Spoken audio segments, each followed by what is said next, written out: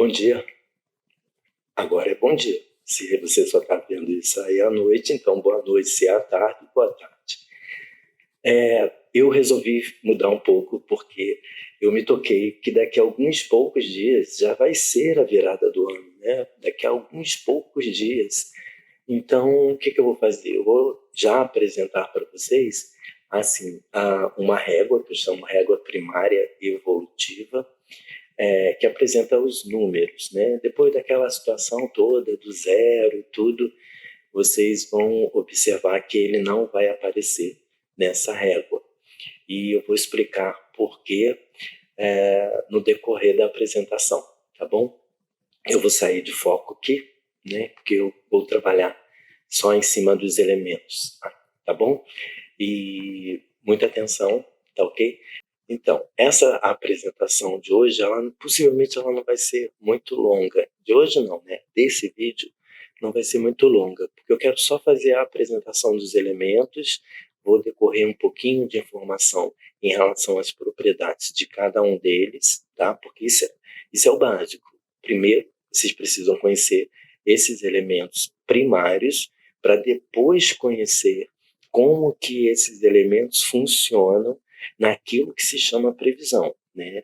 Porque os elementos, eles se modificam conforme os seus porquês, sabe? É mais ou menos como eu falei lá na aula de tarô, quando eu estava falando das sedimentações, das imantações e tal. Tem que ter o porquê. Vou lhes dar um exemplo.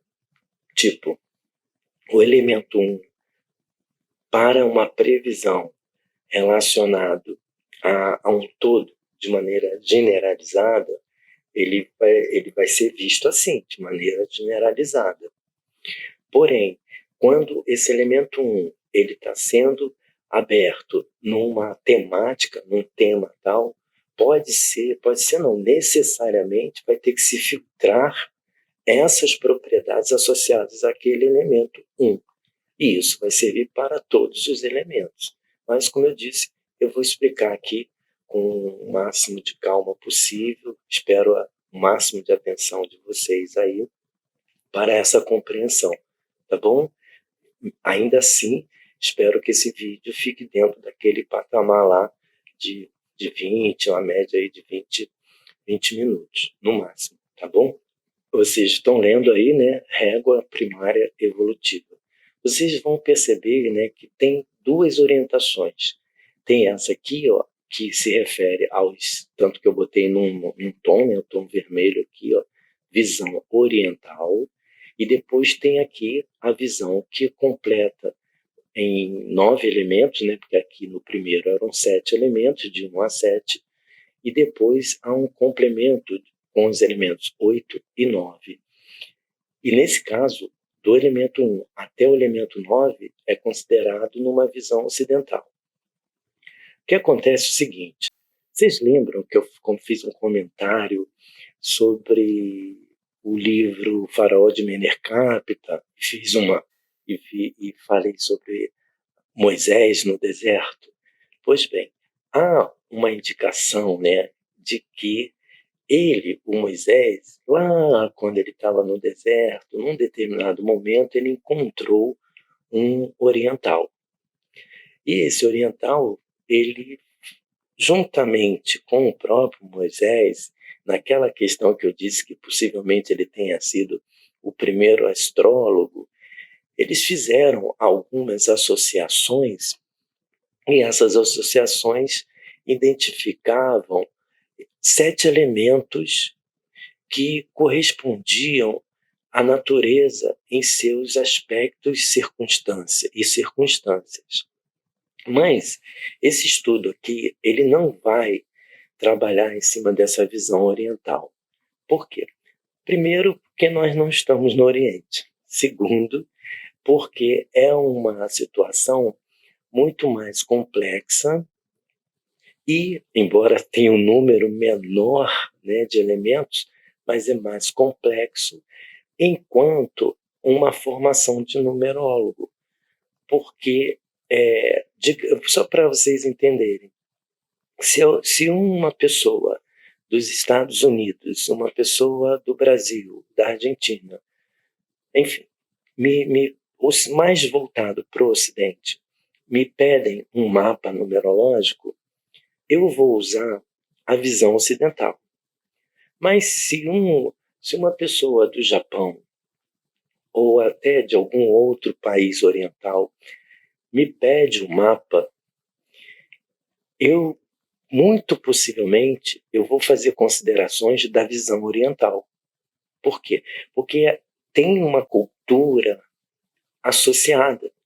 Nós somos nós, mas também somos nós associados aos nossos ambientes, às nossas energias. Isso me faz lembrar, uma vez em Campinas, eu fui dar uma palestra e lá eu conheci um grupo de pessoas que faziam eram adeptos à linha da macrobiótica. E isso tem muitos anos, né? Tem muitos anos, 89, eu acho, 90, não me lembro. Aí eu acabei participando desse grupo, indo, né, também numa palestra deles, e lá houve um relato bastante interessante que tinha a ver com o seguinte: essa informação eu acho ela muito pertinente, muito, muito, muito significativa. Para resumir, né, os Estados Unidos, como sempre, querendo aparecer, né, o que acontece? A macrobiótica, que era uma alimentação que vinha, de certo modo... eu estou de dois óculos, né? Fazer o quê, né? A gente vai envelhecendo, né? E aí fica complicado, porque esse aqui é um óculos para perto e a câmera não está tão longe, e esse é para longe. Então, não preciso usar aqui. Foi uma falha de continuista, não tem continuista. Então, enfim. Aí, essa linha alimentar da macrobiótica, de certo modo, ela estava impactando muito no mundo inteiro pelos resultados que ela apresentava lá no Japão, onde as pessoas que tinham certas doenças estavam conseguindo se recuperar, ela influenciava na imunidade, doenças como é que se fala assim, com difícil recuperação, em alguns casos até que não teria cura, coisas assim. As pessoas adeptas a essa linha alimentar, elas começaram a melhorar, a se recuperar, a se curar. E aí, se eu não me engano, era o Nixon, né? Era o Nixon, presidente dos Estados Unidos. Ele ficou meio assim, né? Porque ele foi, por lá está dando certo. E aqui nos Estados Unidos, o índice de tais doenças também era muito alto. Então, o que ele faz? Ele importa essa linha de cultura, né? Dessa cultura alimentar, lá, as plantas, as ervas e tal, e manda cultivar com a finalidade de usar aquilo ali como os princípios ativos em prol daquelas pessoas que tinham aquelas doenças. Só que aconteceu, pelo relato, é de que foi exatamente o contrário. As pessoas não se recuperaram nos Estados Unidos, algumas até pioraram, né? E aí ficou assim, como que pode, né? Lá tem sempre alguém para fazer um barulho para atrapalhar, né? Aí tem esse barulhinho aí perturbando, né? Mas para encerrar, então ficou aquela polêmica, como que pode dar certo lá e aqui não? Alguém lá, nessa hora, um oriental por sinal, ele diz que a questão daquele alimento, né, daquela planta, daquela erva, ela tinha tal efeito, por quê? Porque dentro dos valores, dos princípios da macrobiótica, tinha a ver com raio, com um certo raio, onde, por exemplo, ele planta aqui a tal erva, e essa erva ela tem um raio de alcance, porque a captação de energia, ambiente geográfico ali, tá, capta as situações das pessoas que estão ligadas àquele foco, àquela fonte de energia, aquela combinação energética astrológica, astronômica, e gera o efeito querido, entende? Então não adianta você pegar daqui e colocar lá não sei aonde, se você não trabalha dentro de certos conceitos. E daí, então isso foi assim, eu me lembro que na ocasião a pessoa até mostrou matéria de revista e tal, falando sobre isso. Acho que se alguém quiser pesquisar sobre isso, pode ser interessante conhecer, porque isso fundamenta exatamente, ou ajudou a fundamentar exatamente essa minha concepção. Se eu for fazer uma numerologia de uma pessoa do Ocidente, eu vou usar uma numerologia baseada nos princípios ou nos primórdios, digamos assim, associados ao Pitágoras, a Pitágoras. Porém, se eu já for fazer de um oriental, eu já vou fazer em cima de uma outra personagem, sabe? Que é o Camaçari. Se eu for fazer numa visão oriental, eu vou fazer na visão do Camaçari. Entende? Que ele é um oriental, ele desenvolveu essa linha em 1900 antigamente, como em 1900 antigamente fez Pitágoras, pegando, digamos, ali, mesmo inconsciente, pegando uma linha, um raio de alcance em relação à cultura, à formação, às influências astrológicas, às influências astronômicas, às influências genéticas, botânicas, genéticas e tal. Então, há essa diferenciação.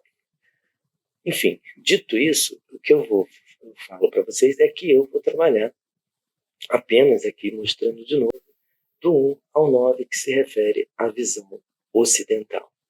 E vocês vão perceber que nessa tela, aqui embaixo, tem os mesmos elementos, né, de 1 a 9, porém, para cada um eu coloquei uma cor. Tá? Essa cor não é tão radical assim dentro dos conceitos, mas tem tudo a ver.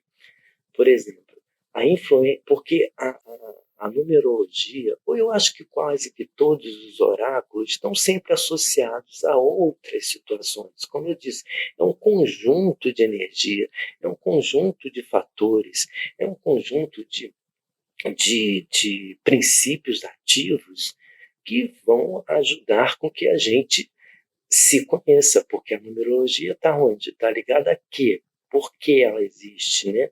Dentro do que eu, por exemplo, defendo, associado à ideia de encontrar, de usá-la como uma ponte para o autoconhecimento. E nisso, eu, dentro daquelas minhas pesquisas que eu me referi em vídeos anteriores, eu constatei que o elemento 1 tem uma afinidade muito grande com a cor vermelha, até porque a cor vermelha é uma cor ativa. Isso quase todo mundo considera, né? Eu costumo até dizer que uma criança, entre o azul e o vermelho, uma criança, normalmente, ela se volta para o vermelho, porque há uma identificação de energia, é uma força de atração. E o elemento vermelho, ele é uma força de atração, né? Tem a dama de vermelho, que aí tem uma coisa da sensualidade, da sexualidade, da agitação, até mesmo da ousadia. Então, são sentidos e sentimentos ligados a elementos numerológicos e ligados também a, a comportamentos e tal, de elementos numerológicos e também cromoterápicos, ok? E assim vai. Aí tem o 2, que o 2 é azul. Então, aí eu abstraio um pouco do conceito oriental, porque isso ficou meio que entendido de maneira universal, é a coisa da polaridade energética. A polaridade energética, algumas pessoas acham que é branco e preto a polaridade, né? A cor branca e a cor preta. E não é necessariamente. Até porque a cor branca, a preta, ela tem essa ideia meio que é a união das cores, né? Enquanto que já na ideia da universalidade, enquanto a polaridade energética é vermelho e azul. E isso também não é difícil de compreender na própria física, porque nós entendemos que o vermelho já é uma cor quente, enquanto que o azul é uma cor fria. Se nós correlacionarmos isso com a própria natureza, o mar, né, que tende a um azul, a um esverdeado e tal, é mais frio. Né? Enquanto o sol, que é mais um tom amarelado, mais avermelhado, né? O fogo, né, mais amarelado, mais avermelhado, é quente. Então, é físico essa ideia da polaridade. Portanto, o 1, que é um elemento ativo, o 2 é um elemento passivo. Então, esse elemento passivo ele tem um tom azul. Mas vai se perceber que eu fiz o seguinte aqui, ó. Eu botei o 2 numa tonicidade azul e o 3 também é azul, o 6 também é azul, mas com tons diferentes, porque há uma diferença. Em cima disso, é até importante uma lembrança aqui que eu não posso deixar de considerar, que nessas minhas pesquisas eu também absorvi a ideia dos elementos naturais, visto pelas próprias os oráculos e tal, como o I Ching, como a astrologia, que fala dos 4 elementos. Mas no Oriente já muda um pouco, né? Porque tem o metal e tal. Mas eu já trabalho a numerologia também com os elementos de forma diferenciada. Por exemplo, quando eu me refiro a azul, eu também estou me referindo à água. Agora, vocês compreendem que há vários tipos de água, ou águas, né? Não sei como falo, vários tipos de águas. Pois, nós temos água parada numa poça, né? Numa lagoa ali, meio, né? Parada, centrada ali. Ela não vai para lugar nenhum, ela está ali. Né? Nós temos a água da cachoeira, né? Que é aquela água corrente, que vem de algum lugar, né? Mas ela está ali no caminho e com uma certa pressão. Nós temos uma água que vem da mina, né? Aquela água que nasce ali, uma mina, uma fontezinha, às vezes uma coisa pequenininha assim, né? Quem já teve oportunidade de ver uma nascente, né? É bem interessante, ela sai dali bem, mas vai virar um riacho, né? É muito interessante a natureza. Mas nós temos também a água do mar, né? Que é água salgada, né? Nós temos o rio, nós temos rios, inclusive iodado, né? Nós temos uma diversidade de água. E a água está associada ao tom azul. É por isso também que muitas das vezes, numa análise de um mapa numerológico, eu faço exatamente essa consideração, porque eu posso identificar naquela pessoa uma predominância do elemento ar, mas só que é não, desculpa, água, que eu estou me referindo agora à água, mas essa água ela pode ser uma água mais adocicada ou mais salgada. Ela pode ser uma água mais centrada, sabe? Mais lagoa, mais bacia, uma bacia de água. Lembrem que eu falei que as coisas se correlacionam. E agora me veio, porque eu sou muito assim, as coisas vão me vindo na cabeça, eu não consigo fazer roteiro. Então, quando você tem uma água vasta, né, plena, que tem o mar, a gente associa aqui a uma entidade, né, dentro do universo africano, dentro das origens. Nós temos a Iemanjá, né?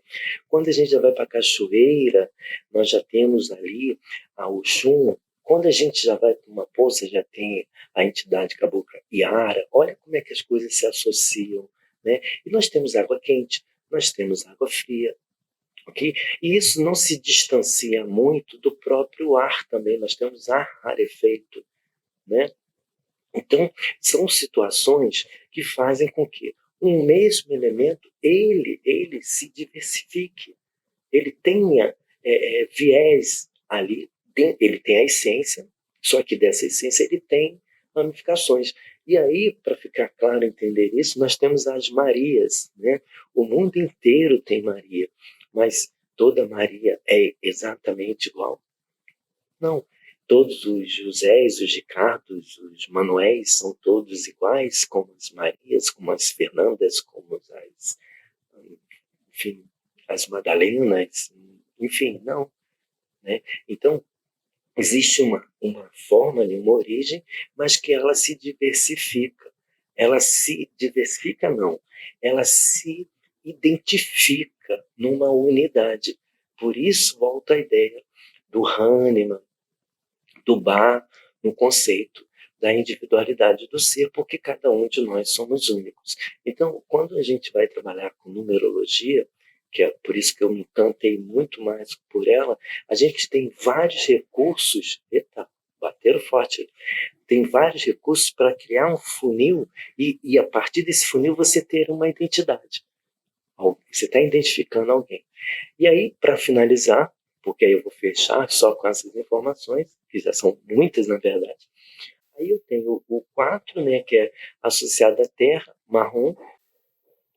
Não vai dar para continuar com esse. Mas eu vou rapidinho com esse barulhinho, tá? Mas a gente vai rapidinho. E ele também vai rapidinho, batendo com muito mais força. Entendeu? É um cara que tá afim de sacanear a gente aqui, cara. Pô, sabe? Deve ser um cara que não gosta de esoterismo. Sabe? Deve ser uma pessoa que é adversa ao autoconhecimento. Brincadeira, brincadeira. Então, como eu disse, rapidinho que ele deu uma paradinha. Então, nós temos o 5, que é o branco, o 6 é um outro tipo de azul, o 7 amarelo, o 8 preto. 8 tem uma relação do preto, preto poder. O 9 que é com o lilás, né, o violeta, uma coisa mais de transcendência, mas também de universalidade, e por aí vai, e por aí eu também vou, porque com esse barulho não dá para continuar. Até a próxima.